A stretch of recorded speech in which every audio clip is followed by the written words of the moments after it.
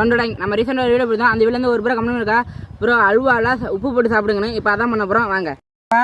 உப்பு இப்போ என்ன பண்ணான்னு பார்த்தீங்கன்னா இந்த அல்வா முழுசாக போடாமல் பாதி போட்டு வச்சுக்கலாம். யாருங்க முந்திரி திராட்சை எல்லாம் போட்டு வேறு லெவலில் இருங்க.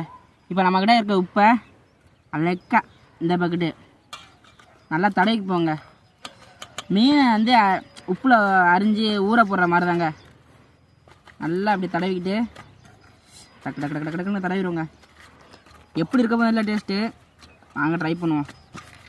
ஏன் இதுக்குள்ளே போட்டு உப்பு போட்டு பரட்டுவோமே யாருங்க பெரட்டியாச்சு. எப்படி இருக்க போதில்ல டேஸ்ட்டு வாங்க ட்ரை பண்ணுவோம்.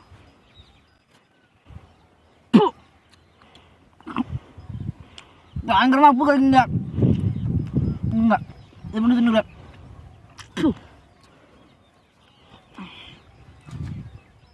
சத்தியமாக திங்க முடியலங்க. வாஞ்சியமாக பயங்கரமாக உப்பு கறிக்குது.